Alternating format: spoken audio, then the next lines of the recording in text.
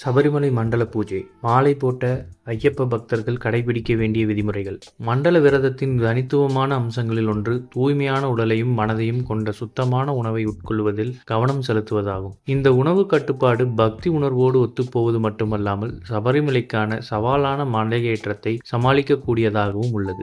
மண்டல பருவம் என்பது உடல், மனம் மற்றும் ஆன்மாவை பக்தியில் இணைக்கும் ஆழ்ந்த ஆன்மீக பயணமாகும். இந்த புனிதமான காலத்தில் காலை வேளைகளில் விபூதி வாசனையுடன் குளிர்ந்த நீரில் குளியலோடு சுவாமியே சரணமையப்பா என்ற தாள முழக்கத்துடன் தொடங்குகிறது. இது ஒழுக்கம் மற்றும் நம்பிக்கையின் பாதையை குறிக்கிறது. புகழ்பெற்ற ஸ்ரீ தர்மசாஸ்தா கோயில் அமைந்துள்ள சபரிமலைக்கு மலையேறி செல்ல கரடுமுரடான பாதைகளை கடந்து செல்வதோடு மட்டுமல்லாமல் உணவு உட்பட வாழ்க்கையின் ஒவ்வொரு அம்சத்திலும் எளிமையை தழுவ வேண்டும். மண்டலத்தின் போது கடைபிடிக்கப்படும் சமையல் பழக்க வழக்கங்கள் ஐயப்பன் மீதான பக்தியை பிரதிபலித்து தூய்மை மற்றும் கட்டுப்பாட்டின் மீது கவனமும் செலுத்துகின்றன.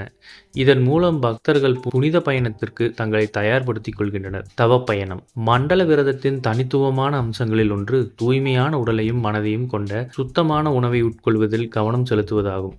இந்த உணவு கட்டுப்பாடு பக்தி உணர்வோடு ஒத்துப்போவது மட்டுமல்லாமல் சபரிமலைக்கான சவாலான மலையேற்றத்தை சமாளிக்கக்கூடியதாகவும் உள்ளது. குளித்து விபூதி பூசி சுவாமியே சரணமையப்பா என்ற கோஷமிட்ட பிறகே காலை உணவை உண்ண வேண்டும். மண்டல விரதம் முழுவதும் ஒரு நாளைக்கு ஒரு முறை மட்டுமே அரிசி உணவு உண்ண வேண்டும். மேலும் இந்த காலத்தில் பக்தர்கள் அசைவ உணவுகளையும் மதுபானம், வெற்றிலை, பான் உள்ளிட்ட போதைப் பொருட்களையும் உட்கொள்வதை தவிர்க்க வேண்டும். பாரம்பரியமாகவே சபரிமலைக்கு விரதம் இருக்கும் ஐயப்ப பக்தர்கள் தங்கள் உணவை தாங்களே தயாரித்துக் கொள்கின்றனர். தூய்மைக்கான இந்த அர்ப்பணிப்பும் யாத்திரையிலும் நீடிக்கிறது. பக்தர்கள் தங்கள் இருமுடிகட்டுகளுடன் தங்கள் உணவை சமைப்பதற்காக அரிசி மற்றும் பாத்திரங்களையும் எடுத்துச் செல்கின்றனர்.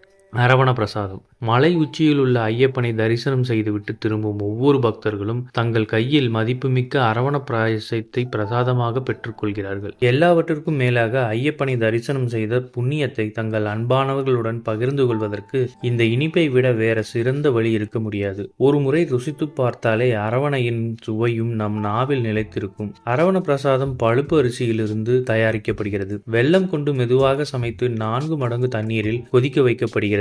இந்த பழுப்பு அரிசியை தான் ஒரு காலத்தில் பக்தர்கள் தங்கள் புனித பயணத்தின் போது தங்களுடன் எடுத்துச் சென்றனர். மண்டல பருவத்தின் வழங்கப்படும் மற்றொரு உணவு பாரம்பரிய புழுக்கு என்று அழைக்கப்படுகிறது. பலவிதமான கிழங்குகள், காய்கறிகளை பயன்படுத்தி இந்த உணவு தயாரிக்கப்படுகிறது. கப்பா புழுக்கு இந்த பாரம்பரிய உணவானது மரவள்ளி கிழங்கு, பச்சை பயிறு மற்றும் பச்சை வாழைக்காய் பயன்படுத்தி செய்யப்படுகிறது. பச்சை பயிரை 3 முதல் 4 மணி நேரம் தண்ணீரில் ஊற வைத்து மென்மையானவுடன் பச்சை வாழைப்பழ துண்டுகளை சேர்த்து 1 டீஸ்பூன் மஞ்சள், 1 சிட்டிகை மிளகாய் தூள் மற்றும் சுவைக்கு உப்பு சேர்த்து சமைக்கவும். ஒரு பாத்திரத்தில் மரவள்ளி கிழங்கை சிறிது உப்பு சேர்த்து தனியாக சமைக்கவும். பின்னர் அதை பச்சை பயிறு மற்றும் வாழைப்பழ கலவையில் சேர்க்கவும். கூடுதல் சுவைக்காக பச்சை மிளகாயுடன் வெங்காயம் அரைத்து சேர்க்கவும். கடைசியாக அடுப்பில் இருந்து இறக்குவதற்கு முன் சில துளி தேங்காய் எண்ணெய் சேர்க்க வேண்டும். சர்க்கரை புழுக்கு இந்த உணவு பலாப்பழம் மற்றும் அதன் விதைகளின் சுவைகளை எடுத்து காட்டுகிறது. பலாப்பழம் மற்றும் விதைகளை 1 சிட்டிகை உப்புடன் சமைத்து அவை மென்மையாக இருக்கும் போதே பாத்திரத்தில் இன்னும் சிறிது அதிகமாக தண்ணீர் இருக்க வேண்டும். அடுத்து தேங்காய், சீரகம், பூண்டு